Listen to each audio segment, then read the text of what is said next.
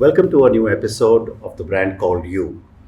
Today we have a very, very interesting lady, Dilshad Master. Dilshad, welcome to the show. Thank you. It's an honor. I'm really happy to be here. Thank you. Dilshad is a master in telecommunications management from Michigan State.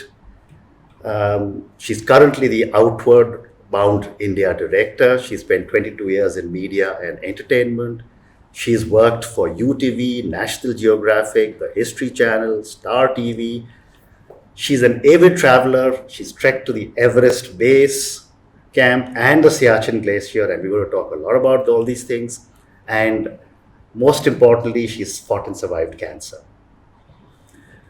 So Dilshad, very quickly talk to us a little bit about your early days in media before we get into what you're doing now. Okay, so I got hired when I just graduated from Michigan State, and I was hired by Star TV, but I was seconded to ZEE Cinema because we're talking 1994. Mm-hmm. At that time, Star and Star TV and ZEE were partners. First two, yeah, and I don't think many people remember that.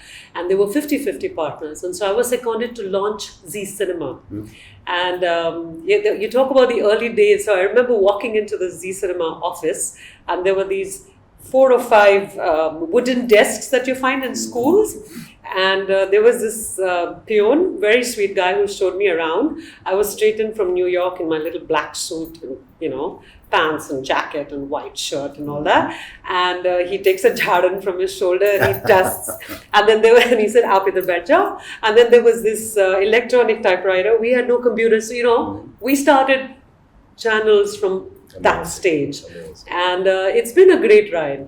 I think one of the biggest advantages of having come in so early was that you learned so much and there was so much opportunity, because if anybody asked, okay, we're launching this channel, who wants to do it? I just put my hand up. I put my hand up for everything because I realized that was the only way to learn. So it was more like a sink or swim kind of a right. Today, if you look at it, everything is so compartmentalized, and people are specializing in programming and marketing, and we didn't have any of that in those days. Everybody just did pretty much everything. So in that sense, I became a master of a lot, but I didn't specialize in anything. So I thought that was a bit of I would have liked to specialize in, say, marketing or in programming. But then I realized that no, the generalists are so few, and it was better the way where I was. I enjoyed that ride much better. And since 1994 to now, the way the entire media has changed. I mean, before we started, you were talking about the attention span being 5 to 10 seconds.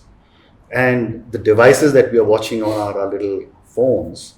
What are some of your thoughts on how this entire thing has changed?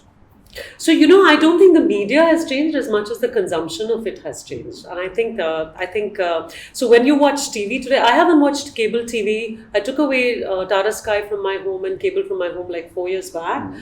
So I have not watched a single television program that is coming from the regular broadcasting networks, but my mom happens to be home now. So I was forced to sit and watch something on Colors, and I'm like, oh my God, there's been no change. It's been 10 years and they're still, and I'm not just talking about one channel, but all of them. Then I started surfing and I realized content has not changed on these platforms. Correct. And these platforms are serving almost 95% of our population. They're not, you think you watch Netflix, I watch Netflix, they watch Netflix, everybody watches Netflix and Amazon Prime. It's not true at all. Small, yeah. So I think it's the younger ones. I remember I was at Vasant Valley School many years back, and I was giving a talk on social media, and I just asked, I said, so how many of you consume television on television? Out of 80 students, not one put up their hand. This was 5 years ago. And I so remember coming back and telling one of my friends who was a head honcho on TV, I was like, boss, tu job change kar de fatafat, because you are going to be without a job in the next 5 years. And that is really what is happening very soon. I mean, kids are on, Geo has completely changed the universe, especially for people who consume media on their I mobiles. believe we are the highest consumer of media in the world. Yeah, it's amazing. I mean, my daughter is of course not allowed to see anything on the mobile, but that's the way it's going now. And it's the short attention span. So, oh, I don't like this flick. I don't like this flick. So many options. You couldn't flick on watching a Star TV show. You just had to go through the whole half an hour of it. But it's not that anymore. I agree. And the way things are changing in our lives, about the way we are building our lives. I've often said that, today's people can afford themselves the luxury of multiple changes in careers. And you seem to epitomize to me someone who has made these changes. Yeah. And, you live, when I was reading about you, you live by the taglines, just do it and impossible is nothing. Yeah. So talk to us about this part of your life. So I speak to a lot of my friends who are still in TV. They're still in television after 25, 30 years, and they're doing the same jobs. It's just maybe the problem is different, the fire is different, the background of the ops problem is different. But at the end of the day, there is nothing different about what they did today, what they did 20 years ago and what they're doing today. And that shocks me because I'm like, I can't live with the same haircut for 1 year. I can't understand how you can do the same job for 20 years. And I think everybody should change. I have a lot of youngsters who call me, Madam, we want career advice. So my career advice is switch jobs every 5 years. Or at least, at the max 3 years to 5 years, you must switch jobs. You must garner more experiences.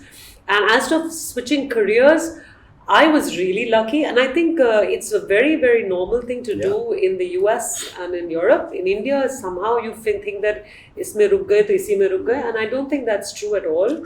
And I think people should switch. I switched, and I think, like you said, just do it. I quit Star TV by after almost 6.5 years of working there, by slipping my resignation under the locked door of my boss on a Sunday morning, so that I couldn't even retrieve it if I wanted to, and I just walked out. I gave 3 months notice and I left because I realized, I woke up one morning saying, कुछ नहीं सीखा यार, 3 साल में कुछ नहीं सीखा, बस बहुत हो गया.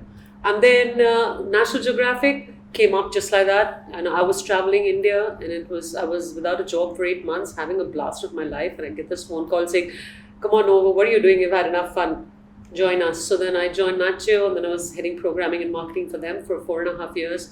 And then again, my dad felt very sick, and so I felt that it was time to leave.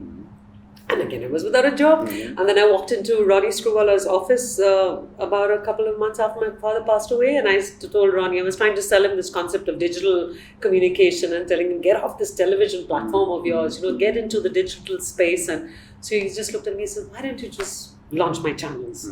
So I was like, okay. And so I was back in again into the system.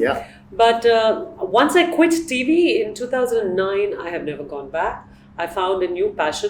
But you know what? You have to actually sit down and you have to think to yourself, okay, what is it that I love doing? What is it that I'm good at doing? And I remember, besides television, my biggest passion was traveling. And I was good at walking, exercising, the mountains. That was all my passion. And so my husband, who's been running this adventure travel business for over 30 years, he said, but why don't you join me? I said, if you and I work together, we'll get divorced.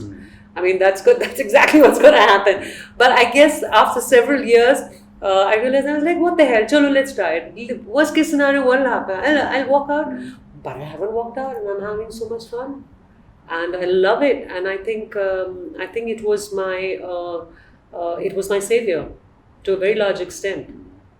So I would never go back to the old job. So ever. This whole thing that you are now doing of adventure, I don't know if tourism is the right word, or you lead some expeditions, but how did you decide to get into this particular part of adventure? So see, like I said, my family is a family of adventurers from my husband's side. My father-in-law is the man who put the India flag on the Siachen Glacier. His name is Bull Kumar, and he's climbed Kanchenjunga, Nanda Devi, Everest. So he's climbed pretty much every mountain there is. He's the most decorated mountaineer in the country. And and then so is my husband, who's rafted the Brahmaputra, and he's done a lot of those rivers and the mountains. And so I said, chalo. But the thing that the key driver was post my cancer, when I was going through a really bad phase for about a year and a half, after the surgeries, multiple surgeries, and then I went through this the radiotherapy, etc. I was feeling very sorry for myself, and that's not me. So I woke up one morning, literally, I'm not kidding you, I woke up one morning and I said, I'm going to trek to Everest Base Camp. And my husband was like, Soja. So I said, no, I'm trekking to Everest Base Camp and you're going to help me. And that's how it actually started. So it was a personal motivation more than anything else, which said that I have to snap out of this self-pity mode. Enough is enough. And it was a long process. I couldn't even walk 50 meters. I was so tired. I would flop down on the side of the road and I would howl, I can't do it. And I was like, get up, come on. You want to go to Everest Base Camp? Get up and start walking.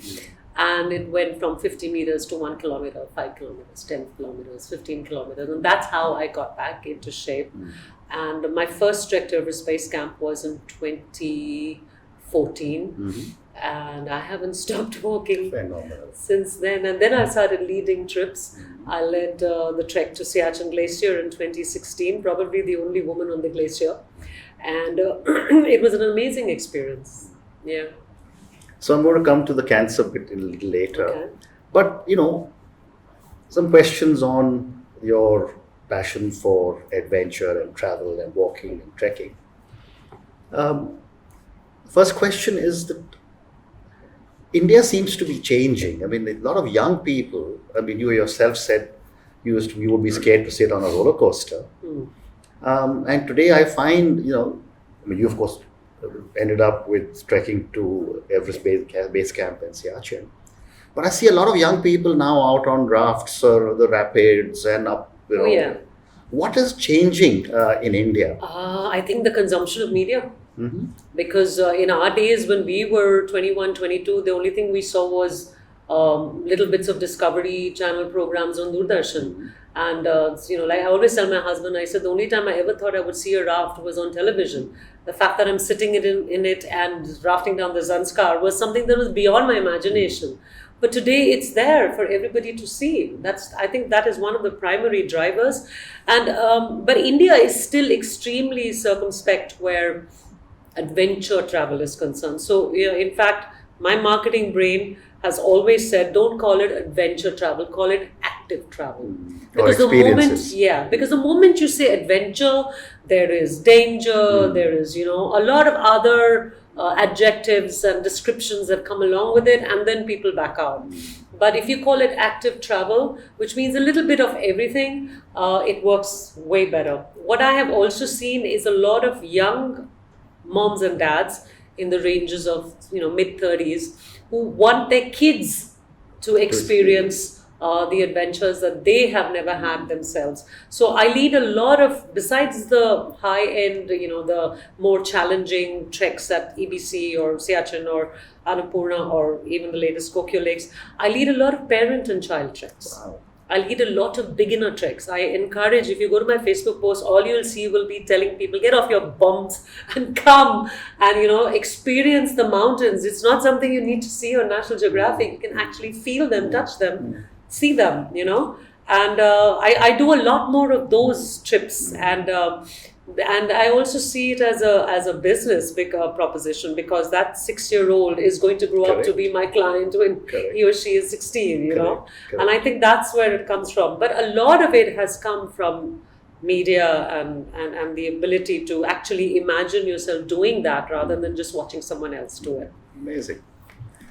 And for someone to prepare to say even go with you, what kind of fitness levels do we need to have? Oh, so see, I'll say this.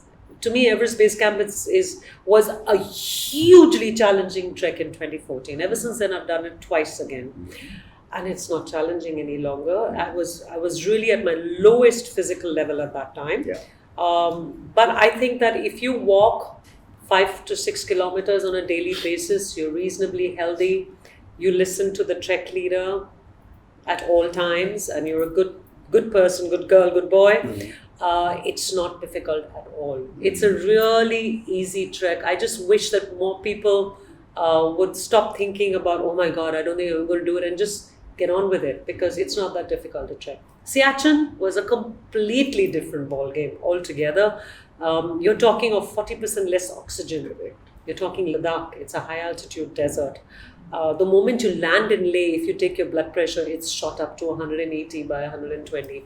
So those are different. There's not a tree inside. So when you're trekking in Nepal, or even when you're trekking in Uttarakhand or Himachal, there is something we call the tree line. The tree line is at about 4,000 meters, sometimes a little bit lesser, but about 12,000, 13,000 feet.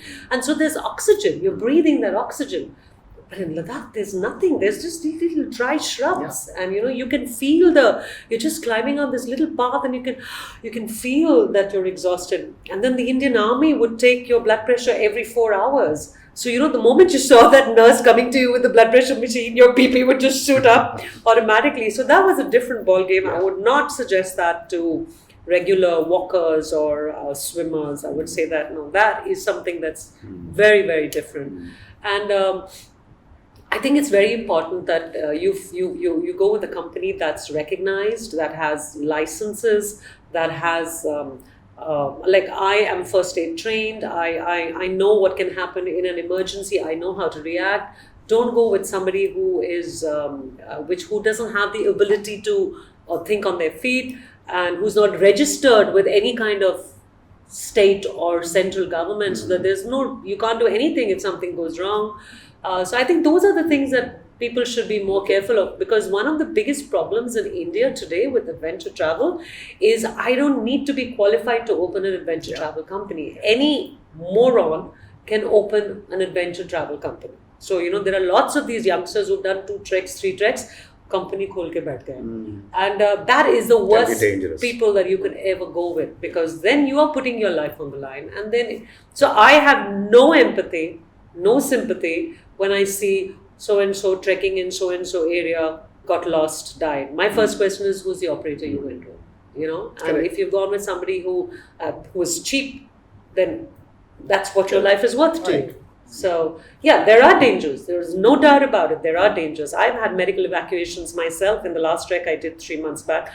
But I could recognize the symptoms immediately. I knew from day 3 that this person is going to have to be flying back in a helicopter. And I knew it, and I tried to see for another 2 days if it was possible that she would acclimatize. Didn't look like it. Put her on a helicopter, send her back. Don't wait for them to collapse with pulmonary edema before you make that decision. So I think it requires experience, and I would encourage a lot more people to encourage the mountain to experience the mountains, but do it with somebody who's safe. So continuing from your last point, thousands of people watch our podcasts and so on. If I want to really plan something in stages, tell me 4 or 5 places that I could consider going to. So my first question... But obviously it will not be the Everest Base Camp first. No, my first question would be, how many days do you have? Okay, my next question would be... Say about a week. So you have 7 days. I would say Ladakh is a great experience for 7 days. Don't come to me with 4 days and say, I want to do Ladakh, because you're spending 2 days just acclimatizing. So in Leh. So that's pointless. But I would say if you had 7 days, I would definitely say Ladakh. But then don't do the standard Nubra, Pengong So, find the little circuits where you can do a 1-day trek or 1-day hike. We do a lot of that stuff. I would say Ladakh for sure. I'm focusing on India right now. I would say Himachal. Definitely the Pir Panjal is just the most amazing range ever. Kashmir, come on, my heart breaks, but Kashmir is just so incredibly beautiful to trek in. And they say that in Leh and Kashmir, you don't have to focus the camera. You just pick up and you shoot, and you're going to get a brilliant shot. And that is absolutely true. So, a lot of it also depends on what you want to do. So I have a lot of clients who say, I'll walk, but I don't want to raft. Uttarakhand is beautiful. But again, that's lower mountains. So you're looking December, Jan, Feb. You can't do it. Or if you're going to go to the higher Himalayas in Uttarakhand, then you're looking at May, June. So it really depends on which month of the year you want to do it. India is a 365 destination. Unlike Nepal, where you don't, monsoons, Nepal just dies. Winters, Nepal, not many people, I think barring the Russians, I don't think anybody treks in the winters in Nepal. But India is not like that. I can actually go on a trek in December and have a really great time. But it depends on what you want to do and what your how fit you are. Correct. My first question is always, what's your fit? Yeah. And a lot of Indians will say, I'm very fit. I was like, okay, define very fit. On the phone, can't make out. But I said, do you walk 5 kilometers? To nahi. I said, then you can't do this trip. I'm very frank because there's no point in taking somebody and giving them the wrong impression and then having them go back in a red helicopter. Yeah. Okay, so moving on, let's talk a little bit about cancer. And I think I did share with you that I have been through my middle brother's wife losing her at 43. That was 7-8 years ago, and 5 years ago losing my youngest brother. He was 48. So I have seen, what cancer does to the person who's suffering. So much so that I have in my will written down that if I am diagnosed with cancer, which is 3 or 4, don't treat me. Sounds morbid. But I'd love to understand, how did you first discover it and how did you fight it? So see, and then after that you became so fit and that you're trekking. Yeah, touch wood. Absolutely.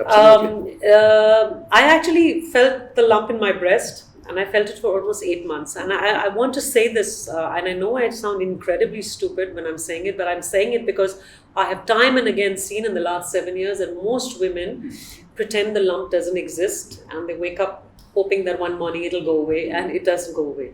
And I see a lot of these marketing campaigns about cancer awareness which miss out on this consumer insight completely, because I felt it for 8 months and I didn't do anything about it. Until I told this very dear friend of mine, I said, I've been feeling lump, and she just went ballistic. She was like, what? And she dragged me off to this, for the ultrasound. And so I went for the MRI, and the MRI showed nothing. The mammogram showed nothing.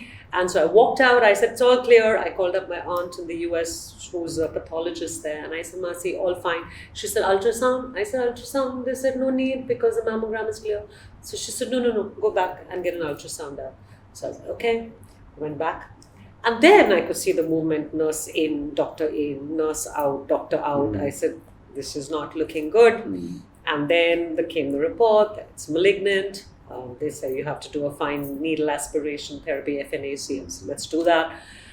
And I found it unbelievable that somebody who was as fit as I am could get cancer. It's so incredibly stupid. Yeah. And I want people to understand that I was shocked. I remember reading the report, sitting over there and reading this report, and I didn't understand anything. I was Googling the words. The only thing I read was carcinoma.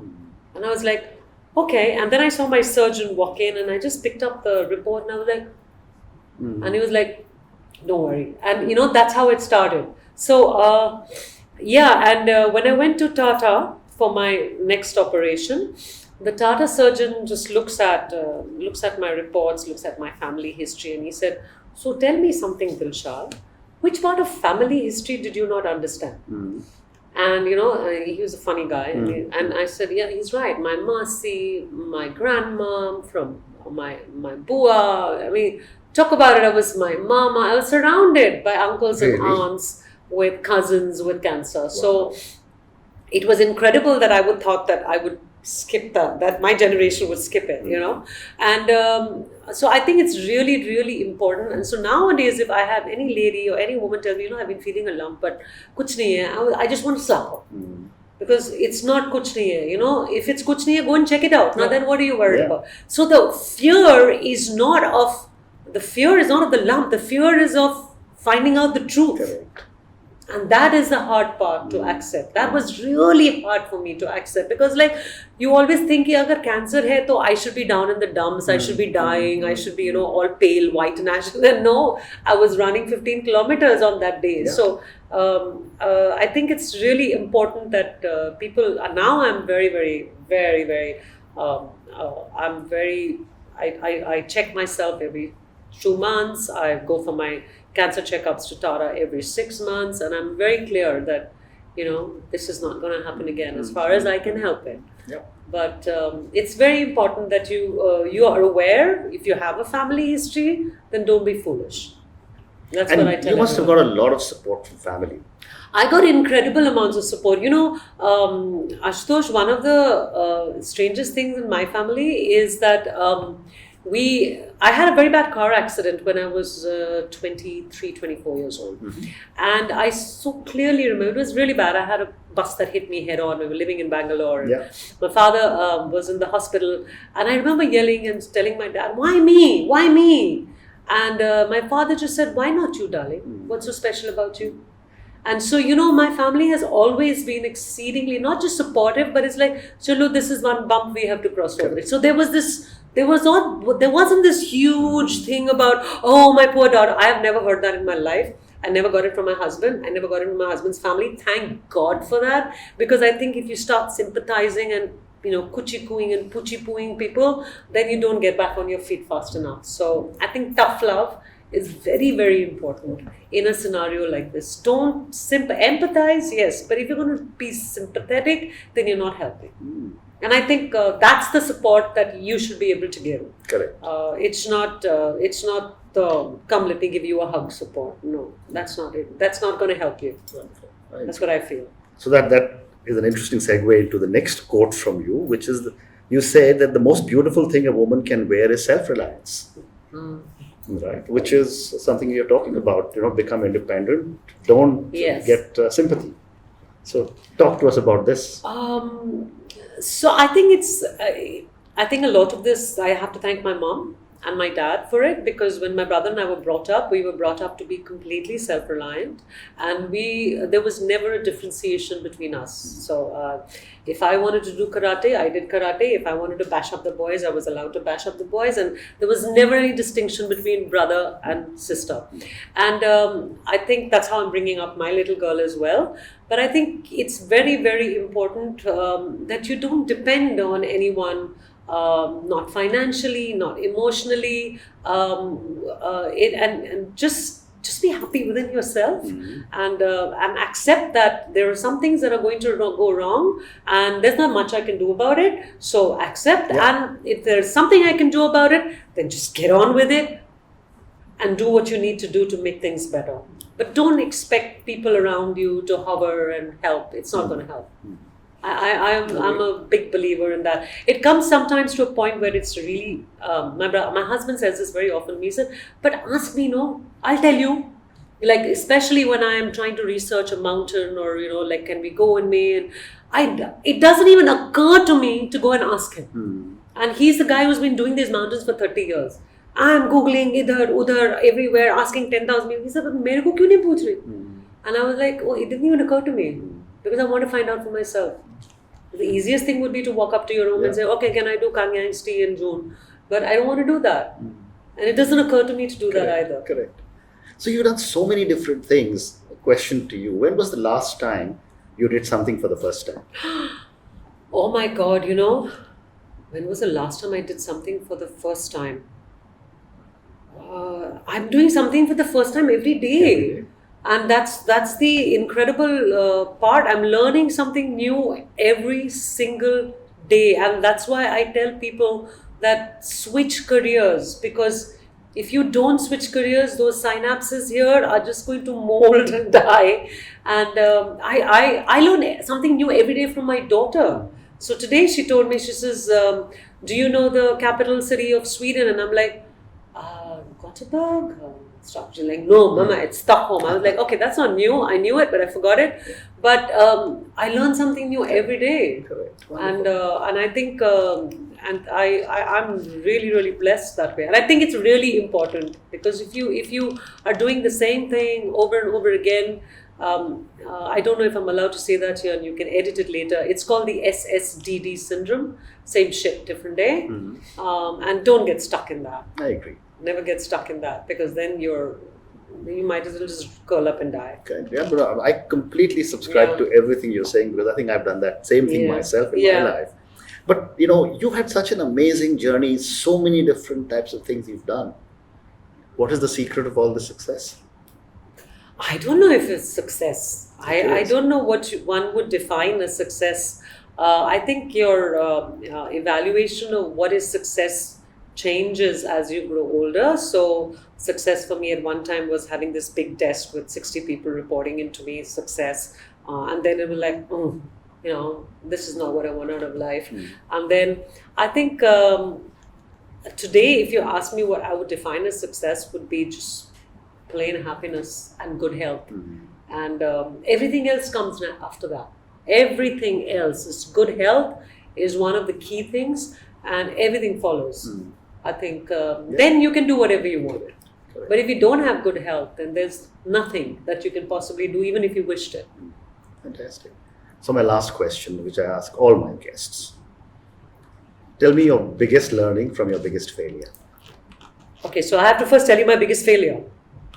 Or what I presumed was my biggest failure at that time. I'll tell you that. Yeah. Very short, quick story. I was in Michigan State. Last examinations, you can choose between a final exam and thesis. And I was like, thesis kaun karega yaar? Bahut mehnat hai. Final exam kar do. And typical Indian style, last minute studying, kitabe kholi, padhe. And then came the final exam, and I was clueless. Because I was a 4.0 GPA student right through. And when I saw the final exam papers, everything was questions on American broadcasting. I found that bizarre, because 80% of the students were not from America. So it didn't make sense to me, but I was like, all right, I don't know. I never even bothered to study all that. So I failed. I failed in telecommunication management. And that was in the telecommunication course. And then the professor called me in, and I could not believe that I had failed. I was an A grade student all my life. And I was just so gobsmacked. I was like, how can I fail? And that failure, and of course he gave me the opportunity. He says, you're a 4.0 GPA student. I can't let this happen. I want you to give me a thesis paper research paper in the next 48 hours on some subject. Of course I did it, gave him, got a grade A, all that done. But one lesson I learned from that was, don't assume you know everything. Don't walk into a meeting without having prepared yourself. Don't walk into a situation until you know everything that's happening around it. And do not make any assumptions about what other people are thinking. And I think that has been my greatest learning, helped me out throughout my career, which is, do not walk into a situation without having researched it, studied it, done your homework. Done my homework. I mean, don't ever do that. So I have used that learning right through. And I think I find it startling when I have kids going, oh, we'll wing it. No, there's no winging it. Even when you called me for this, I did my research on you. I saw all the videos. I am not walking into this without knowing what I'm walking into. Yeah. So I think that was my biggest learning from what I imagined at that time to be my biggest failure. But when I think about it, I'm like, yeah, big deal, Dilshad, thank you so much. Thank you. It's been an honor to have you on our show. Thank you. I'm sure everyone is going to really enjoy listening to what you said. It was lovely to be here. Thank you so much.